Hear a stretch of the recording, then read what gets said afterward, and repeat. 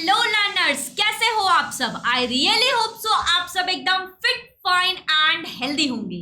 My name is Nilima Roy and मैं आज आप लोगों को इस वीडियो में पढ़ाने जा रही हूँ Maharashtra board class 9 political science का chapter number 3 India's defence system. आज हम देखने वाले हैं डिफेंस सिस्टम के बारे में। हमारे जो इंडिया में, हमारे भारत में का जो डिफेंस सिस्टम है उसके बारे में पढ़ने वाले हैं। बिफोर दैट, अगर आपको इस चैप्टर का नोट्स चाहिए तो इजी लर्निंग एप्लीकेशन को डाउनलोड कर लो। यहाँ पे साइड मेन्यू में आपको फ्री मटेरियल में नोट्स मिल जाएंगे। ऑल्सो आप टेलीग्राम चैनल, अगर अभी तक आपने क्लास 9 के स्टूडेंट ज्वाइन नहीं किए हो तो टेलीग्राम चैनल को ज्वाइन कर लो। वहां पे आपको नोट्स साइंस और सोशल स्टडी का वहां पे आपको मिल जाएगा। जो भी इंपॉर्टेंट अनाउंसमेंट होता है आपको टेलीग्राम चैनल पे मिल जाएगा। चलिए, तो अब हम स्टार्ट करते हैं chapter number 3, that is India's defence system. So last chapter में we have studied Indian foreign policy. इससे पहले वाले चैप्टर में हम लोगों ने इंडियन फॉरेन पॉलिसी के बारे में पढ़ा था। आपने पढ़ा है? आपने वीडियो देखा है? नहीं दिया है? नहीं देखा है? देख लो, आई बटन में आपको आया होगा सेकेंड चैप्टर लिख करके। ऑल्सो डिस्क्रिप्शन में भी पूरा प्लेलिस्ट है, जा करके एक बार देखो। सो अगर आपने नहीं पढ़ा है चैप्टर नंबर 2 तो जा करके पढ़ लो, डिस्क्रिप्शन में लिंक दिया गया है। We have now understood that the primary national interest of include primary national interest में हमने ये देखा कि इंडियन फॉरेन पॉलिसी में डिफेंस सिस्टम भी इंक्लूडेड है। एंड जितनी भी चीजें जो अनरेस्ट हो रही है, इंटरनल रेस्ट अनरेस्ट जो है, उनके लिए डिफेंस सिस्टम मैटर करता है। बॉर्डर को सेफ करने के लिए डिफेंस सिस्टम हमें चाहिए। तो इंडिया के लिए, इंडिया का सबसे बड़ा अगर हम देखने जाए इंडियन फॉरेन पॉलिसी में national interest, that is the defence system, that is the defence. उसके बाद इकोनॉमी है। ओके, चलो, तो अब हम देखने वाले इंडिया का डिफेंस सिस्टम। सबसे पहला टॉपिक है आपका इस चैप्टर में, that is what is national security. National security हम किसे कहते हैं? International system is made up of sovereign nation. हमने ये देखा कि हमारा जो इंटरनेशनल सिस्टम है ये सॉवरेन नेशन से बना है। सॉवरेन नेशन का मतलब है एक ऐसा नेशन जो इंडिपेंडेंट है, सेल्फ रिलायंट है और वहां पे वो कंट्री अपना गवर्नमेंट खुद चूज कर सकती है। तो इंडिया भी सॉवरेन नेशन के अंडर आता है। Even if they corporate with each other, sometimes there are conflict between their sovereign nation. कभी कभी क्या होता है इंटरनेशनल सिस्टम में, हम इंटरनेशनल जब ट्रेड करते हैं ना, तो कभी कभी चीजें तो अच्छी स्मूथली चलती है, बट कभी कभी थोड़ा सा कॉन्फ्लिक्ट हो जाता है, थोड़ा सा बाताबाती हो जाता है, जिसके कारण से चीजें बिगड़ जाती है।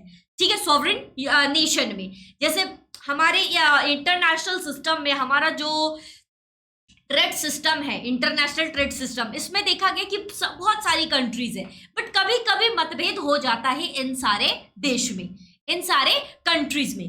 There are dispute between the nation over the boundaries. कभी कभी डिस्प्यूट बाउंड्रीज के ऊपर दिखने में आता है, तो कभी कभी वाटर शेयरिंग के ऊपर डिस्प्यूट भी देखने के लिए आता है। तो कभी हम ये देखते हैं कि ये कॉन्फ्लिक्ट का रीजन बॉर्डर और वाटर सिर्फ इतना ही है क्या? नहीं, इसके अलावा भी कॉन्फ्लिक्ट का रीजन हो सकता है। क्या क्या कॉन्फ्लिक्ट का रीजन हो सकता है? जैसे बाउंड्रीज के ऊपर, ओवर वाटर शेयरिंग के ऊपर, फिर not following terms of international treaties. अगर हम इंटरनेशनल ट्रीटीज के टर्म्स को फॉलो नहीं करेंगे तब हो सकता है कॉन्फ्लिक्ट। अगर हम कांस्टेंट कंपटीशन नहीं दिखाएंगे, कंपटीशन, तो हो सकता है। अगर हम कोई भी चीज को influence of refugees from the neighbouring countries, अगर हम क्या करते हैं, कोई भी हमारी जो नेबरिंग कंट्री है, अगर हम उसके साथ ट्रेड अच्छे से नहीं करेंगे, उनकी बात नहीं मानेंगे, हम सिर्फ अपना ही रूल चलाएंगे, तो तब जा करके क्या होता है? कॉन्फ्लिक्ट होता है। तब जा करके कॉन्फ्लिक्ट होता है, बाताबाती हो जाती है, मतभेद हो जाती है। बट फिर लेकिन मतभेद के बाद भी ट्रेड बने रहना चाहिए, क्योंकि आम जनता जो है, जो पब्लिक है, उनको तो रिसोर्सेस चाहिए, राइट? उनको तो अपनी नीड्स को पूरी करनी है। सो whenever such conflict of interest arises between the nation, जब भी ऐसा कोई कॉन्फ्लिक्ट होता है तो उस टाइम में ये देखा जाता है कि हमें इस प्रॉब्लम को रिजॉल्व करने के लिए जो कुछ नेशंस को कॉम्प्रोमाइज करना पड़ता है, कभी कभी हमें डिस्कशन करके प्रॉब्लम को सॉल्व करना पड़ता है। सिर्फ मुंह फुला करके रखेंगे चलेगा काम, क्या नहीं चलेगा। तो यहाँ पे कभी कॉम्प्रोमाइज करना पड़ता है, तो कभी हमें चीजों को डिस्कस करके सॉर्ट आउट करना पड़ता है। But when such efforts are not enough, but जब ये काम नहीं बनता है, जब कॉम्प्रोमाइजेस से भी काम नहीं बनते हैं, डिस्कशन से भी काम नहीं बनते हैं, उस टाइम में उससे ज्यादा अगर हम ज्यादा गुस्से में, उससे ज्यादा गुस्से में अगर कोई भी नेशन है, तब वो नेशन वॉर के बारे में सोचती है। जैसे मान लो आपके और आपके दोस्त में लड़ाई हुई, ठीक है। जब लड़ाई होती है तो लड़ाई पहले बातों से होती है। जब बातों से बात नहीं मानी जाती तब हम बोलते हैं अरे भाई बस हो गया।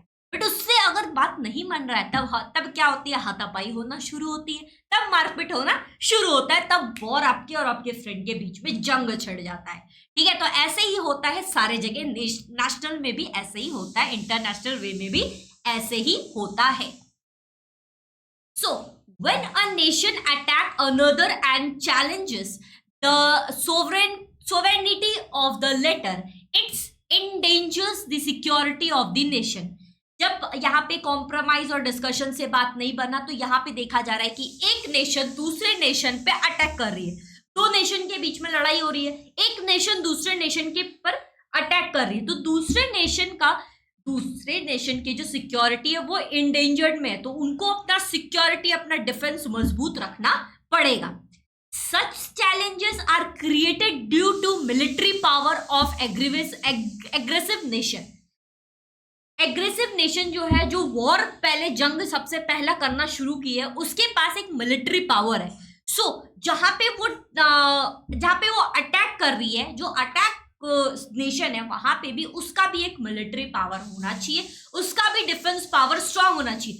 अगर डिफेंस पावर स्ट्रांग नहीं रहेगा तो क्या होगा, तो फिर यही होगा कि वो देश अटैक के कारण वो देश स्पॉइल हो जाएगा, इन डेंजर हो जाएगा, ठीक है। तो इसलिए डिफेंस सिस्टम अच्छा होना चाहिए।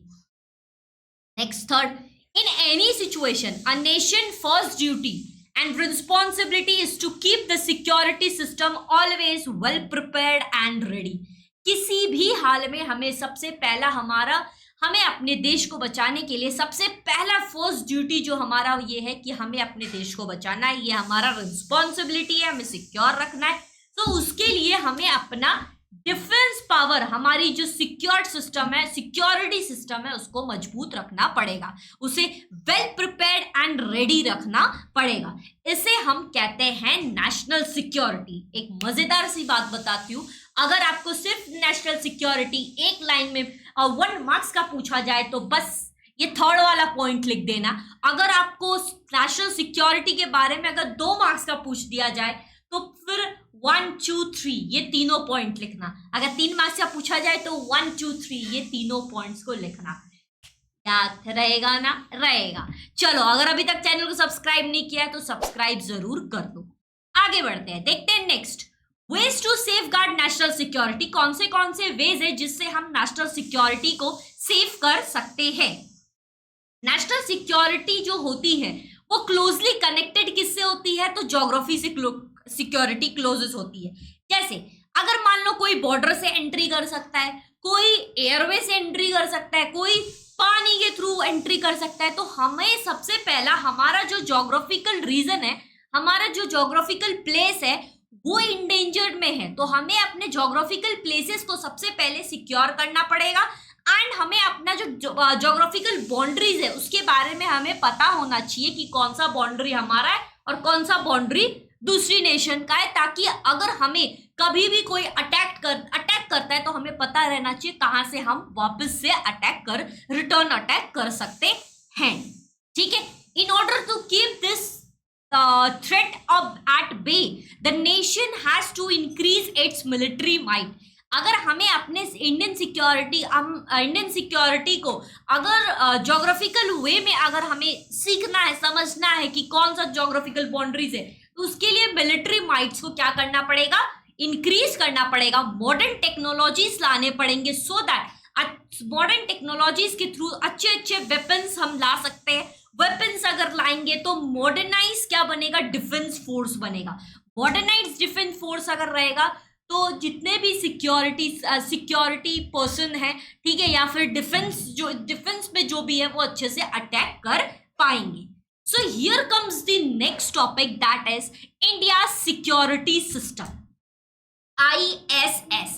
अब हम देखने वाले इंडिया सिक्योरिटी, कितने टाइप के सिक्योरिटी सिस्टम है हमारे कंट्री में। सबसे पहला जो सिक्योरिटी सिस्टम है, there are the 3 type of Indian security system. What are the 3 main security system of India? Army, navy, air force. Army, navy, air force, ये हमारा सबसे मेन डिफेंस फोर्स है इंडिया का। सो इनका मेनली डिफेंस सिस्टम का क्या काम है? सबसे पहले ज्योग्राफिकल बाउंड्रीज को प्रोटेक्ट करना, कोस्टल लाइंस को प्रोटेक्ट करना, एयरवेज को प्रोटेक्ट करना। सो ये कौन करती है? ये तीनों पार्ट में ये डिवाइड है। जैसे ज्योग्राफिकल बाउंड्रीज को जो प्रोटेक्ट करते हैं वो किसका रिस्पॉन्सिबिलिटी है? आर्मी का है।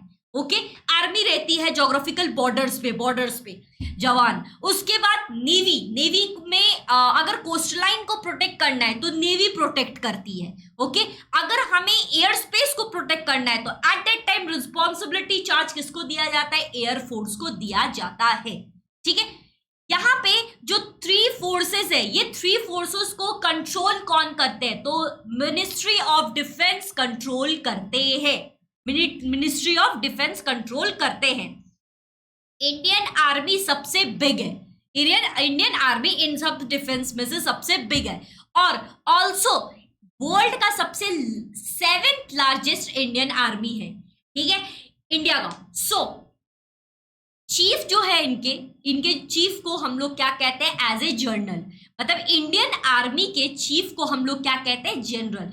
क्योंकि इंडियन आर्मी क्यों ज्यादा है और वर्ल्ड में 7th लार्जेस्ट कैसे? क्योंकि इंडिया का ज्योग्राफिकल रीजन बहुत बड़ा है। ठीक है, इसके कारण से। उसके बाद नेवी के चीफ को हम लोग कहते हैं एडमिरल।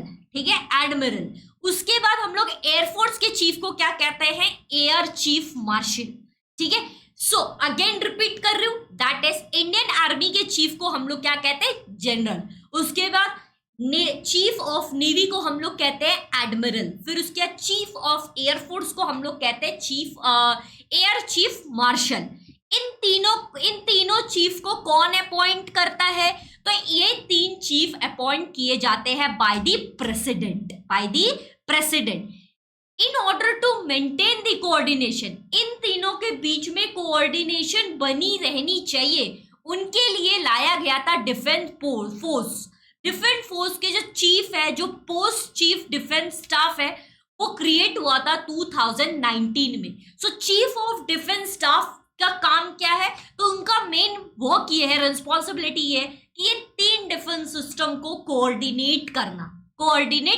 बट सेलेक्ट कौन करेंगे? तो प्रेसिडेंट करेंगे। ठीक है, अपॉइंट कौन करेंगे? तो प्रेसिडेंट करेंगे। President of India is the supreme commander of defence force. Defence force की जो सुप्रीम कमांडर है वो है प्रेसिडेंट ऑफ इंडिया। ठीक है, द डिफेंस फोर्स हम कहते हैं ना, वॉर हो रहा है तो वॉर में डिफेंस फोर्स एक्शन नहीं लेती है। ठीक है, वॉर में डिफेंस फोर्स एक्शन नहीं लेगी खुद से। ऐसा नहीं है कि उनके चीफ ने बोला तो वो जाकर के सबसे पहले एक्शन लेना शुरू कर दी क्योंकि वो डिफेंस में काम कर रही। नहीं, the defence force can not take any decision about war और peace without consent of the president. President के ऑर्डर के बिना डिफेंस फोर्स वॉर के लिए कभी खुद सामने नहीं जा सकती, कभी खुद डिक्लेयर नहीं कर सकती कि वॉर होगा। ये प्रेसिडेंट डिसाइड करेंगे। सो जिसकी वजह से because the latter represent the civil power, ये सिविल पावर किसके हाथ में? दैट इज द प्रेसिडेंट के हाथ में। In a democracy civil leadership is considered the superior to the military leadership. यहाँ पे देखा जाता है कि डेमोक्रेसी सिविल लीडरशिप ये कंसिडर्ड होता है as a superior to the military leadership. So class 9 के प्यारे प्यारे बच्चों, अगर आप ऐसे ही इंटरेस्टिंग वे में लाइव लेक्चर में पढ़ना चाहते हो तो आप क्लास 9 के महाराष्ट्र बोर्ड के लिए आप लाइव लेक्चर ज्वाइन कर सकते हो। Live batch that is victory 2.0। ये है हमारी टीम, सारे टीचर्स मिलकर के आपको पढ़ाते हैं। सारे सब्जेक्ट यहाँ पे पढ़ाए जाते हैं। फुल ईयर बैच है, ये पूरे साल की बैच है। ऑल सब्जेक्ट यहाँ पे पढ़ाए जाते हैं। डेली लाइफ क्लासेस होती हैं। फ्री टेस्ट सीरीज इसमें इंक्लूडेड है। ऑल्सो पर्सनल मेंटोरशिप भी इंक्लूडेड है। रेगुलर डाउट क्लियरिंग सेशंस होते रहते हैं। नोट्स भी आपको इंक्लूडेड है इन विक्ट्री 2.0 में। ये इजी लर्निंग अवेलेबल है आपके, आप फोन में, मोबाइल में, टैबलेट में, आईपैड में देख सकते हो। सारे टीचर्स बहुत ही एक्सपीरियंस टीचर्स है एंड जितने भी लाइव क्लासेस होते हैं उन सब के रिकॉर्डिंग्स भी आपको मिलते हैं एचडी वीडियो में। हाउ टू एनरोल, कैसे एनरोल करना है? एनरोल करने के लिए इस वीडियो का लिंक दिया गया है डिस्क्रिप्शन में। How to buy Victory 2.0 on mobile. Victory 2.0 की जो फीस है वो है 5000। मैम मंथली फीस है या ईयरली? तो ये आपकी फुल ईयर फीस है, पूरे 9th की फीस है। सारे सब्जेक्ट इसमें इंक्लूडेड है। अगर आपको बैच से रिलेटेड कोई भी इंक्वायरी है तो आप इस दिए गए नंबर पे कॉल कर सकते हैं, ठीक है। कोई भी अगर आपको डाउट है, कुछ पूछना है तो आप इस नंबर पे कॉल कीजिए, आपको पूरा रिस्पॉन्स किया जाएगा। अब हम आते हैं next topic, that is the कौन से मेजर्स है जो इंडियन सिक्योरिटी सिस्टम को मॉडर्नाइज करने के लिए किया गया है। The measures to have to taken to modernize the Indian security system। कौन से measures हैं? सबसे पहला, many measures are taken so that all these three defense force in Indian security are coordinately modernized। For this, some research institute had been set up। In 3 defence system को modernise करने के लिए कुछ major steps जो है, सबसे पहला है कि कुछ रिसर्च इंस्टीट्यूट बनाया गया है। उसके बाद इन इंस्टीट्यूट में ट्रेनिंग करवाई जाती है, पर्सनल लेवल पे ट्रेन करवाया जाता है, ठीक है। All of the rank of the defence forces, इन सब के अलग अलग रैंक्स भी होते हैं, अलग अलग टास्क को इनको परफॉर्म करना पड़ता है। आज की डेट में अगर आपको डिफेंस सिस्टम में जाना है तो कुछ एग्जाम्स को भी क्वालिफाई करने पड़ता है, जैसे नेशनल डिफेंस एकेडमी है ये, इनको इसमें जाने के लिए एग्जाम देना पड़ता है। एनडीए का जो सबसे हेड है वो है पुणे में। नेशनल डिफेंस कॉलेज एनडीसी ये दिल्ली में है। तो ये सब इंस्टीट्यूट है जो बनाया गया है सो दैट ये 3 फोर्सेस को मॉडर्नाइज करने के लिए लोगों को पढ़ाया जाए, ट्रेनिंग किया जाए, ठीक है, पर्सनल लेवल पे ट्रेनिंग किया जाए, अच्छे से एकेडमिक चीजें सिखाई जाए, सो ऑन द फील्ड चीजें सिखाई जाए। तो ये सारे इंस्टीट्यूट बनाए गए हैं। चलिए आते हैं नेक्स्ट टॉपिक की तरफ, that is the parliamentary force, ठीक है, मिलिट्री पार्लियामेंट्री फोर्स। अगर अभी तक आपने इस चैप्टर को इस वीडियो को सब्सक्राइब नहीं किया है तो सब्सक्राइब कर लो। चलो, सो नेक्स्ट टॉपिक जो हमारा है वो है पार्लियामेंट्री फोर्स। सबसे पहले हम देखते हैं कितने टाइप्स के पार्लियामेंट्री फोर्स होते हैं। Parliamentary force helps the defence force in India. Parliamentary force help करती है डिफेंस फोर्स को, ठीक है। They are neither completely military force nor completely civil force. Parliamentary जो फोर्स होती है ये पूरा मिलिट्री फोर्स भी नहीं होती है और पूरा सिविल फोर्स भी नहीं होती है। ये इन दोनों को क्या करती है? हेल्प करती है। तो इन दोनों मिलिट्री फोर्स और सिविल फोर्स, इन दोनों को जो हेल्प करते हैं that is known as the parliamentary force, ठीक है। पार्लियामेंट्री फोर्स, इसमें अलग अलग डिफेंस के फोर्सेस है, अलग अलग कह सकते हैं पार्लियामेंट्री फोर्सेस है, जैसे border security force, coastal guards force, central reserve police force, rapid action force, ठीक है। चलिए तो एक एक करके देखते हैं ये फोर्सेस का क्या काम है इंडिया में। तो parliamentary force combo, parliamentary force का रिस्पॉन्सिबिलिटी ये है कि इंडिया के अंदर जितने भी इंपॉर्टेंट लोकेशन है, जैसे रेलवे हो गया, ऑयल डिपोट्स हो गए, वाटर रिजर्व हो गए, इन सब पे प्रोटेक्ट करना, इन सब पे अपनी नजर रखना, अपना एंड सिक्योरिटी रखना, ठीक है। चलो, similarly they play a major role in, और क्या क्या काम है इनका? तो कोई भी डिजास्टर होता है तो उनमें इनका मैनेजमेंट रोल रहता है, उनको लोगों को सेव करना उनका रोल है। नेशनल कोई भी क्लैमिटीज होती है, कोई भी डिजास्टर होते हैं तो उसमें ये लोगों की मदद करते हैं, ठीक है। ऑल्सो इनका काम है इंटरनेशनल बॉर्डर्स जो है, इनकी जो रिस्पॉन्सिबिलिटी है इंटरनेशनल बॉर्डर्स जो भी है उन पे पीस बनाए रखना, ठीक है, पीस बनाए रखना, ये काम है पार्लियामेंट्री फोर्स का। तो सबसे पहले पार्लियामेंट्री फोर्स के बारे में देखते हैं, that is BSF, that is border security force. Border security force का जो टास्क होता है वो ये होता है कि नियर द बॉर्डर वो प्रोटेक्ट करते हैं। अगर कहीं पे भी स्लमिंग हो रही है तो उनको वो देखते हैं, अगर जो कर रहे हैं उनको पकड़ा जाता है, ठीक है। अगर कोई पेट्रोलिंग दी बॉर्डर, अगर कोई बॉर्डर से इस पार उस पार कर रहा है तो उसको वो पकड़ते हैं। तो इनको हम लोग क्या कहते हैं, BSF कहते हैं, और ये BSF का लोगो है। चलो नेक्स्ट आता है आपका, that is next topic is the coastal guard. The coastal guard, ये द कोस्टल गार्ड का क्या है, लोगो है। सो कोस्टल गार्ड जो प्रोटेक्ट करते हैं, इनका जो टास्क है वो इंडियन ओशियन के बॉर्डर को प्रोटेक्ट करना है, ठीक है। कोस्टल गार्ड मतलब समुद्र के इलाका को क्या करना है, दैट इज प्रोटेक्ट करना है। इनका काम ये है, दैट इज कि इनको ये देखना है कि अगर कोई भी वाटरवे से एक्सपोर्ट हो रही है चीजें, ठीक है, अगर गुड्स इधर से उधर, इस कंट्री से उस कंट्री अगर जा रही है तो उनके पर नजर रखना, ताकि जैसे फिशिंग ऑक्यूपेशन होता है उनको देखना, उनमें कोई भी इलीगल काम ना हो रहा हो। उसके बाद स्लमिंग अगर हो रहा है वाटर सी रूट से, अगर हो रहा है, लोग अगर कोई भी ड्रग्स ला रहे हैं सी रूट से ला रहे हैं, कोई भी इलीगल काम अगर हो रहा है तो वो देखना इनका काम है, ये वो देखना इनका टास्क है। नेक्स्ट आता है, that is the central reserve police force, that is CRPF। आपने सुना होगा कि CRPF प्राइम मिनिस्टर के आसपास रहते हैं, ठीक है। CRPF क्या है, ये इनका रोल है एडमिनिस्ट्रेशन में, इनका रोल है एडमिनिस्ट्रेशन में लॉ एंड ऑर्डर को मेंटेन रखना, लॉ एंड ऑर्डर को मेंटेन रखना। नेक्स्ट है आपका क्या, that is the rapid action force.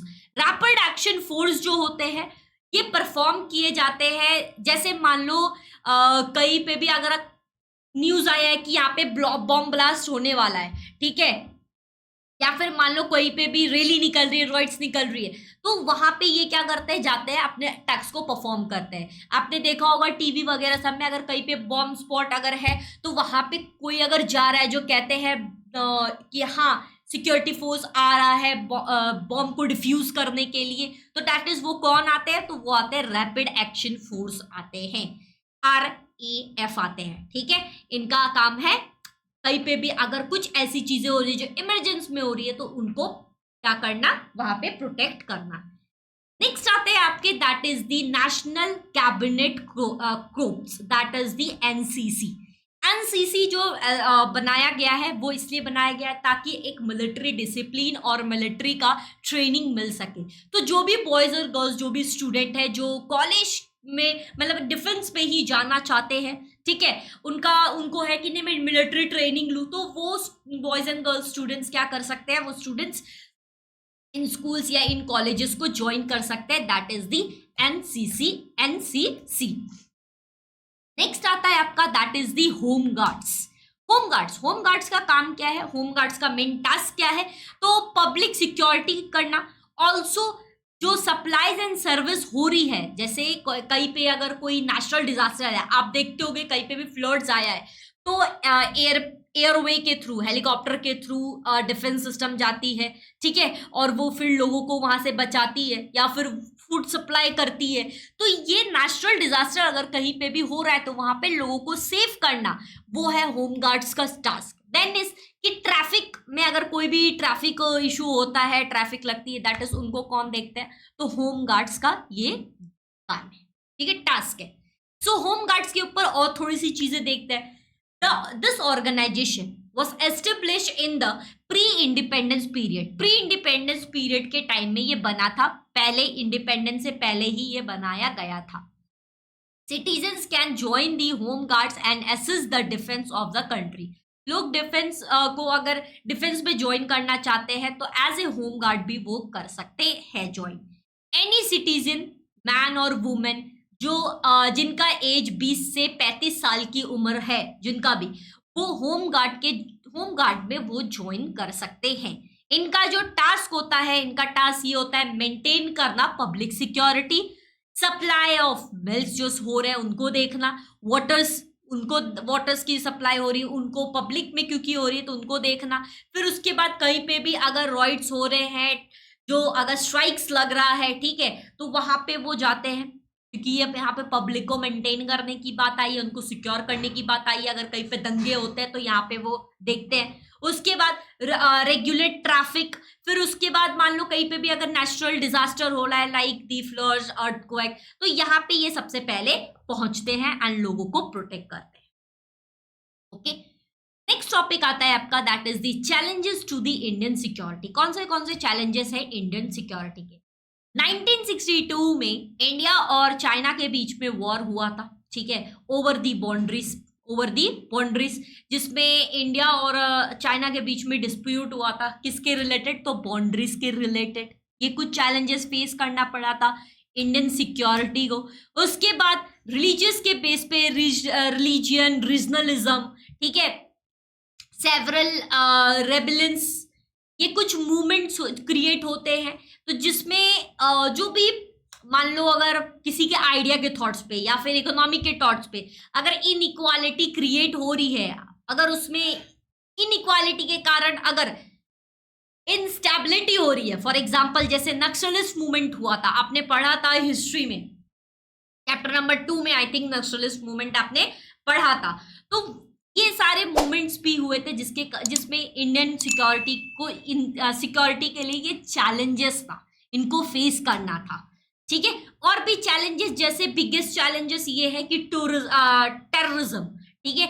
Indian internal security का सबसे बड़ा जो चैलेंज है वो है टेररिज्म ना हो। ग्लोबल प्रॉब्लम है ये टेररिज्म, एंड इंडिया चाहती है कि टेररिज्म कभी ना हो, कि टेररिज्म की वजह से बहुत ज्यादा हम कह सकते हैं चीजें खराब हो जाती है, ठीक है, क्योंकि ऑल ऑफ सडन होता है, जो टेररिस्ट है वो ऑल ऑफ सडन ही चीजें करते हैं। ओके, फिर उसका डिस्प्यूट देखा गया था इंडिया और पाकिस्तान में, जैसे कश्मीर इशू, रिवर वाटर से related issue, river water sharing से रिलेटेड डिस्प्यूट हुआ था। फिर उसके बाद इनफिल्ट्रेशन के कारण प्रॉब्लम हुआ था, बॉर्डर के ऊपर डिस्प्यूट्स हुआ था। तो ये कुछ चैलेंजेस है जो इंडियन सिक्योरिटी को फेस करने पड़े थे। Got it? चलो, नेक्स्ट टॉपिक है वो है हमारा human security, that is human security in post World War period. The concept of national security changed and became the borderer. मतलब कि नेशनल सिक्योरिटी का जो कॉन्सेप्ट है, जो कोल्ड वर्ल्ड वॉर के बाद चेंज हुआ है, और इसको हम लोग बॉर्डरर कहते हैं। नेशनल सिक्योरिटी जस्ट सिक्योरिटी अपने कंट्री के लिए ही नहीं है, बस वो कंट्री को सिक्योर कर रही है, ऐसा नहीं है।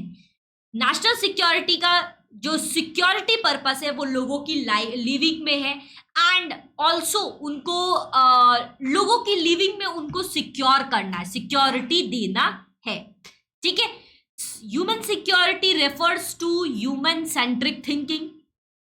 इन human security it is expected that human being should protected from the short of dangers and they give opportunity to education, health and development. Human securities में हम ह्यूमन के पर्सपेक्टिव से थिंक करते हैं। सिर्फ ये नहीं है क्या कि उनको सिर्फ हम प्रोटेक्ट करते हैं एज द सिक्योरिटी, नहीं, वो अगर इंडेंजर्ड में है तो हमें उनको हेल्प तो करना ही है, बट ऑल्सो हमें उनको अपॉर्चुनिटी देना है, लोगों को अपॉर्चुनिटी देना है, पब्लिक को अपॉर्चुनिटी देना है कि वो एजुकेशन के फील्ड में आगे बढ़े, हेल्थ के फील्ड में ग्रो करे, डेवलपमेंट के फील्ड में ग्रो करे। जैसे एजुकेशन टीचर्स देते हैं, हेल्थ में डॉक्टर्स, डेवलपमेंट में जो इकोनॉमी हमारी ग्रो हो रही है, अलग अलग जो डिपार्टमेंट है वो ग्रो हो रहे हैं, तो ये सब नेशनल सिक्योरिटी के अंदर आते हैं। The concept of human security also includes the idea that conducive environment should not be created for everybody to live a respectable life by overcoming literacy, poverty, superstitions, then is backwardness। देखो, सबसे पहले national security में ये देखा जाता है कि हमें हमारा इन्वायरमेंट कैसा है। इन्वायरमेंट में हम किसी को जज नहीं कर सकते on their literacy, illiterate people को हम जज नहीं कर सकते, गरीबी के लिए हम उसको कुछ नहीं कह सकते क्योंकि हम सब इक्वल है। देन सुपरस्टिशन के लिए, फिर उसके बाद बैकवर्ड अगर कोई है तो हम उसको ऐसा ना दिखाए कि वो इनइक्वालिटी में है, ठीक है। तो यहाँ पे हमें प्रोटेक्ट करना है एक राइट ऑफ प्रोटेक्शन दिया गया माइनॉरिटीज को और जितने भी वीकर सेक्शन के लोग हैं। ठीक है, यहां तक आपका ह्यूमन सिक्योरिटी हो चुका है। अब हम देखते हैं नेक्स्ट, दैट इज कौन से चैलेंजेस फेस करने पड़े थे ह्यूमन सिक्योरिटी को। सबसे पहला जो बिगेस्ट चैलेंज था ह्यूमन सिक्योरिटी के लिए वो ये था कि टेररिज्म जो होता है, जो टेररिस्ट होते हैं वो हमेशा टारगेट करते हैं कॉमन एंड इनोसेंट पीपल को, जो इजीली उनका काम कर दे, जो इजीली उनसे फियर हो जाए, डर होए उनको। ठीक है, जो इनोसेंट है, जिसको डर जल्दी लगता है, वो हमेशा उनको टारगेट करते हैं। तो एक जो ह्यूमन सिक्योरिटी, उनका काम ये है कि हमें टेररिज्म को एंड करना है और जो भी लोग इनोसेंट है उनको प्रोटेक्ट करना है, सेकंड कि हमें जो हमारे आसपास, जैसे ह्यूमन सिक्योरिटी में एक और आता है, जैसे पॉल्यूशन हो रहा है हमारे आसपास, तो इन्वायरमेंट में जो पॉल्यूशन हो रहा है उससे रिलेटेड भी लोगों की लाइफ को बचाना है। जैसे पॉल्यूशन के कारण डिजीजेस होते हैं, एड्स, चिकनगुनिया, उसके बाद स्वाइन फ्लू, फिर उसके आए एबोला, कोरोना, ये सब जो हुआ था, ये सब किसके कारण होता है? पॉल्यूशन के कारण। तो कहीं ना कहीं हमें ह्यूमन की लाइफ को प्रोटेक्ट करना है, तो ये सारे डिजीजेस ना हो, ये भी किसका रिस्पॉन्सिबिलिटी है? तो ह्यूमन सिक्योरिटी का रिस्पॉन्सिबिलिटी है। ठीक है, ह्यूमन सिक्योरिटी का रिस्पॉन्सेस है। तो यहाँ पे आपके चैप्टर होते हैं दी एंड। अगर आपको ये वीडियो पसंद आया हो तो लाइक करना एंड शेयर करना अपने दोस्तों को चैनल को सब्सक्राइब करो। वीडियो पसंद आया हो तो लाइक करो, टेलीग्राम चैनल को जरूर ज्वाइन कर लेना। लाइव बैचेस अगर ज्वाइन करना है तो दिए गए नंबर पे आप कॉल कर सकते हैं, कोई भी इंक्वायरी अगर है तो आपको, एंड आप डायरेक्टली भी ज्वाइन कर सकते हैं। Thank you so much.